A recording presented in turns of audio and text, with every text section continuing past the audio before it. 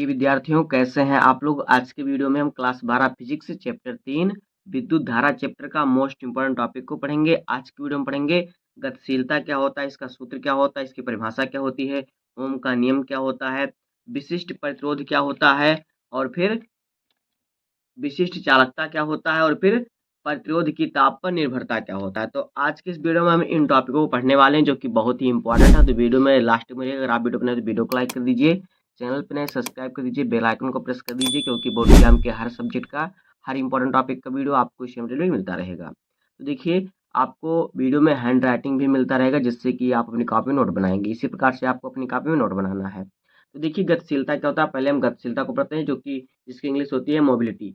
तो देखिए, गतिशीलता क्या होता है।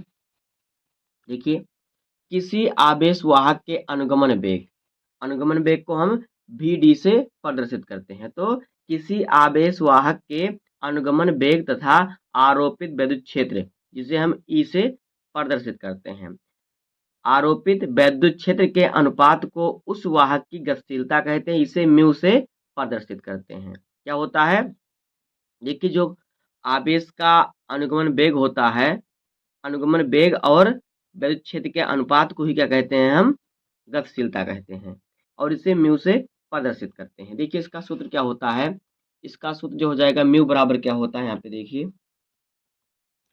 म्यू बराबर होता है vd बटे में ई, क्योंकि जो गतिशीलता होता है वो क्या होता है, अनुगमन वेग और क्या होता है, विद्युत क्षेत्र का अनुपात होता है। तो अनुगमन वेग को हम vd से प्रदर्शित करते हैं, विद्युत क्षेत्र को ई से प्रदर्शित करते हैं। तो ये इसका सूत्र हो जाएगा, इसे हम म्यू कहते हैं। ये म्यू से प्रदर्शित होता है गतिशीलता। म्यू बराबर होता है क्या, vd बटे ई। म्यू क्या है, गतिशीलता है, vd है अनुगमन वेग, और ई है वैद्युत क्षेत्र। अब देखिए, इसका मात्रक क्या होगा।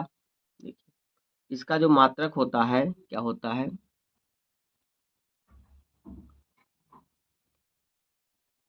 इसका मात्रक होता है क्या, इसका मात्रक होता है मीटर स्क्वायर वोल्ट सेकेंड। क्या होता है, देखिए, मीटर स्क्वायर प्रति वोल्ट सेकेंड, ये इसका मात्रक होता है। गतिशीलता का ये मात्रक होता है। अब देखिए, गतिशीलता की विमा क्या होती है। तो देखिए, इसकी विमा जो होती है क्या होती है, इसकी विमा होती है m के पावर -1 और t के पावर -2। ये होती है गतिशीलता की विमा। तो बस इतना ही आपको गतिशीलता में पढ़ना था।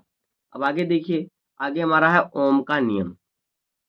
देखिए, ओम का नियम क्या होता है। देखिए, ओम का नियम क्या होता है। देखिए, इस नियम के अनुसार यदि किसी चालक के भौतिक अवस्था, जैसे कि भौतिक अवस्था जैसे कि ताप, दाब या लंबाई में परिवर्तन ना किया जाए, मतलब कोई चालक है, उसकी भौतिक अवस्था में परिवर्तन ना हो या ना किया जाए, तो चालक तार के सिरों पर लगाया गया विभवांतर उसमें प्रवाहित होने वाली धारा के समानुपाती होता है। यही होता है ओम का नियम, जिसे आर से प्रदर्शित करते हैं। क्या होता है इस नियम के अनुसार कि यदि किसी चालक के भौतिक अवस्था यानी ताप, दाब, लंबाई आदि में परिवर्तन ना किया जाए, तो जैसे कि मतलब कोई चालक तार है, मान लीजिए ये हमारा एक तार है, जितना हमारा एक तार है। अब जो तार है, इसको ऐसे जितना है इतना ही रहने दें, ना इसकी लंबाई बढ़ाएं, ना इस पर ताप बढ़ाएं, ना इस पर दाब बढ़ाएं। इस पर कुछ नहीं बढ़ाएंगे, जैसा है जिस अवस्था में है इसी अवस्था में रहेगा ये। तो क्या होगा, तो इसके इसके तारों, जैसे इसमें तार लगा तभी चालक होगा, तो इसके तारों के सिरों पर यानी दोनों जो विभवांतर लगेगा, इसमें जो विभवांतर लगेगा, उस विभवांतर में प्रवाहित होने धारा जो होगी क्या होगी, इसके समानुपाती, विभवांतर के समानुपाती होगी, जिसमें धारा प्रवाहित की जाएगी।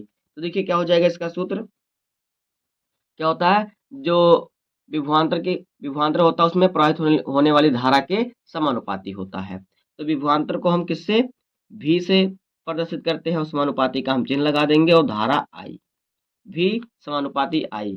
अब देखिए, यहाँ पे समानुपाती का चिन्ह हटेगा, तो ये हो जाएगा v बराबर, यहाँ पे r नियतांक आ जाएगा, तो हो जाएगा I r। r ये जो नियतांक आ जाता है जब समानुपाती का चिन्ह हटाएंगे। अब देखिए, अगर हम यहाँ से r बराबर निकालेंगे तो हमारा सूत्र हो जाएगा, क्योंकि हम ओम के नियम को हम आर से प्रदर्शित करते हैं। तो आर बराबर हमारा क्या हो जाएगा, आर बराबर हो जाएगा V बटे आई, जहाँ पे आर जो है आर प्रतिरोध है, V है विभवांतर, आई है धारा। तो ये होता है ओम का नियम का सूत्र। फी बराबर आई आर कह सकते हैं या फिर आर बराबर V बटे आई कह सकते हैं। तो ये होता है ओम का नियम। अब आगे देखिए, आगे हमारा क्या है। तो देखिए विशिष्ट प्रतिरोध क्या होता है, बहुत ही इंपॉर्टेंट टॉपिक है। इसी प्रकार से आपको अपनी कॉपी में नोट भी बनाना है। तो देखिए क्या होता है विशिष्ट प्रतिरोध। विशिष्ट प्रतिरोध या फिर प्रतिरोधकता, इसे चाहे आप विशिष्ट प्रतिरोध कहिए चाहे प्रतिरोधकता के, दोनों एक ही बात है। तो विशिष्ट प्रतिरोध या प्रतिरोधकता किसी चालक पदार्थ का वह आंतरिक गुण यानी वह अंदर का गुण है जो उसमें विद्युत धारा के प्रवाह का विरोध करता है, जो विद्युत धारा प्रवाह होने से रोकता है। इसे रो से प्रदर्शित करते हैं। तो विशिष्ट प्रतिरोध यानी कि जिसमें धारा के प्रवाह को रोकता है, आंतरिक गुण है उसके अंदर का गुण है जिसमें धारा प्रवाहित होने से रोकता है, वही होता है विशिष्ट प्रतिरोध या फिर इसे कहते हैं प्रतिरोधकता। प्रतिरोधकता मतलब रोकने वाला। तो ये होता है विशिष्ट प्रतिरोध कि विशिष्ट प्रतिरोध या प्रतिरोधकता किसी चालक पदार्थ का वह आंतरिक गुण है जो उसमें विद्युत धारा के प्रवाह का विरोध करता है। इसका देखिए इसे हम रो से प्रदर्शित करते हैं। रो बराबर देखिए सूत्र क्या होता है, यहाँ पे देखिए जो सूत्र होता है रो बराबर क्या होता है, रो बराबर होता है आर इंटू ए बटे एल, ये होता है। जो रो है ये है प्रतिरोधकता, आर है प्रतिरोध, ए है क्षेत्रफल और यल है लंबाई। तो ये होता है इसका सूत्र। अब देखिए इसका मात्रक क्या होता है, इसका मात्रक होता है ओम मीटर। क्या होता है इसका मात्रक, क्या होता है,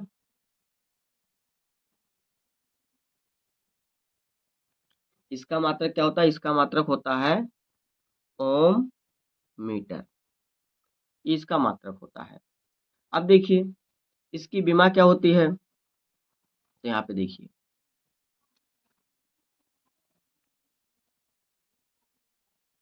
इसकी विमा जो होती है यानी विशिष्ट प्रतिरोध की जो विमा होती है क्या होती है, ये होती एम एल के पावर 3 और फिर टी के पावर माइनस का 3 और फिर ए के पावर माइनस का 2।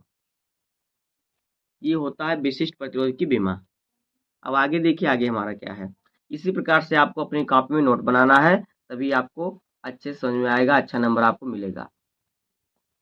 आगे हमारा है विशिष्ट चालकता। तो देखिए विशिष्ट चालकता क्या होता है, विशिष्ट प्रतिरोध के व्युत्क्रम को ही विशिष्ट चालकता कहते हैं।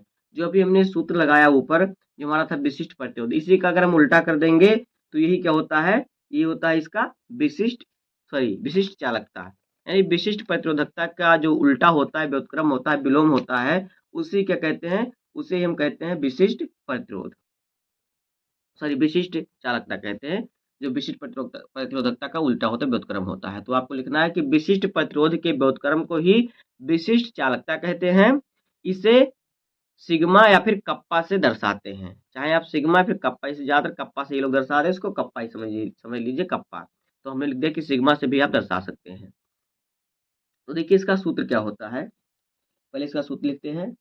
देखिए इसका सूत्र जो होता है, अगर हम यहाँ पे लिखें तो सिग्मा बराबर आप लिखिए या फिर कप्पा बराबर लिख सकते हैं। तो कप्पा बराबर हम लोग लिखते हैं यहाँ पे, देखिए इसको लिखते हैं हम कप्पा बराबर, हमारा क्या हो जाएगा यहाँ पे देखिए,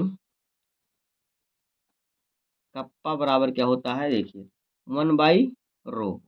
रो जो क्या है, रो है विशिष्ट प्रतिरोध, और क्या है एक ऊपर लगाने, इसका उल्टा हो गया कि कप्पा जो ये है विशिष्ट चालकता। तो ये इसका सूत्र होता है।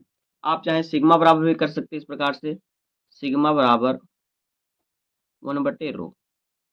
तो जो है सिग्मा है ये भी क्या, इसे भी हम क्या करते हैं विशिष्ट चालकता, इससे भी प्रदर्शित होती है। तो दोनों में से आप कुछ भी लिख सकते हैं, दोनों ही आपका सही है।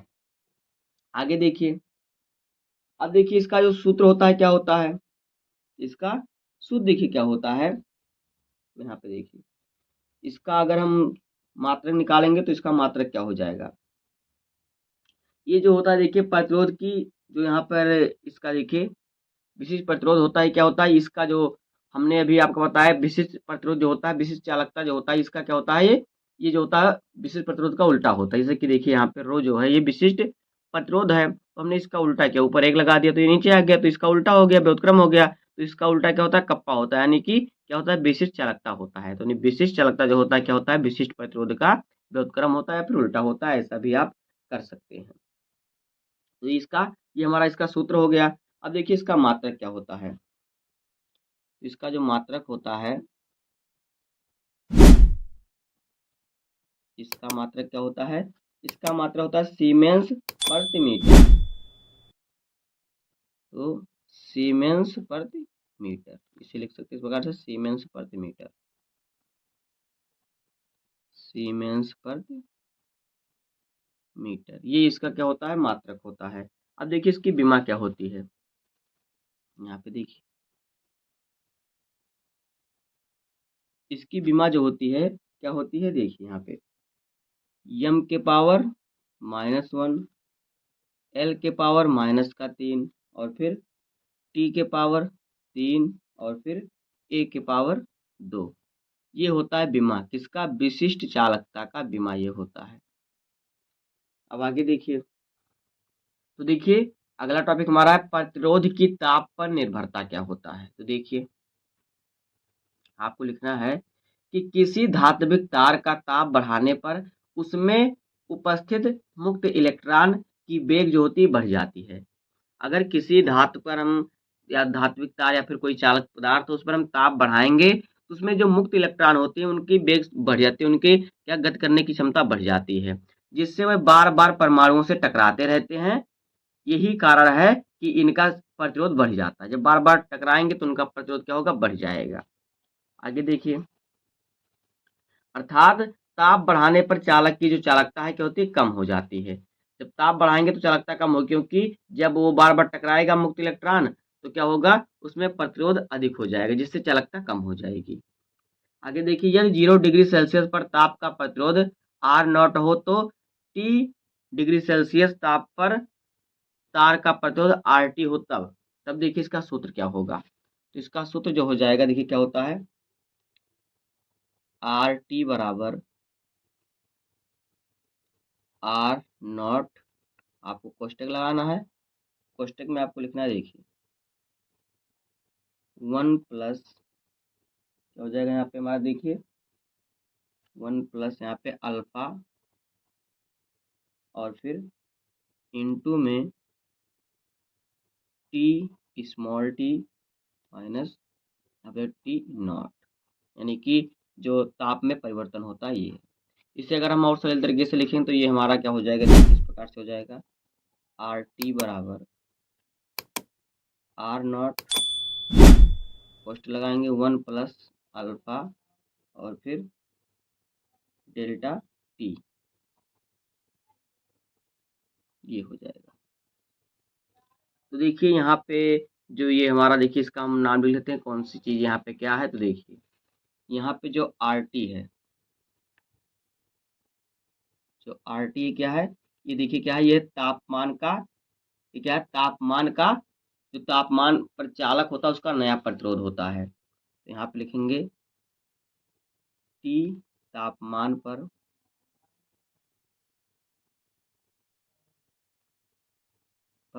चालक का नया प्रतिरोध,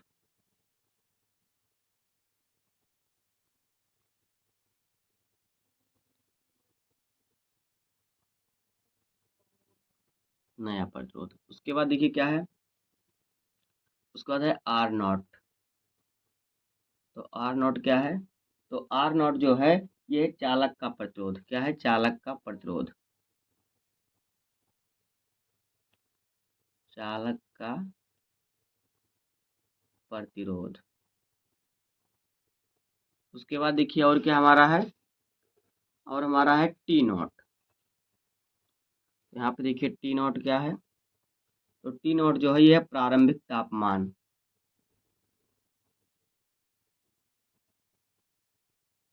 प्रारंभिक तापमान। उसके बाद देखिए और क्या है, और हमारा है क्या, अल्फा। तो अल्फा क्या है, अल्फा है प्रारंभिक तापमान गुणांक, सॉरी ये है प्रतिरोध गुणांक,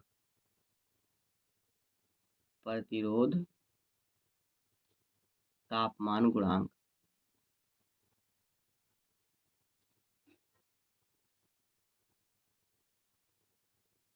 और देखिए क्या है, उसका हमारा डेल्टा टी। तो डेल्टा टी क्या है, ये जो है डेल्टा टी क्या है, यहाँ पे डेल्टा टी जो है तापमान में परिवर्तन, तापमान में परिवर्तन,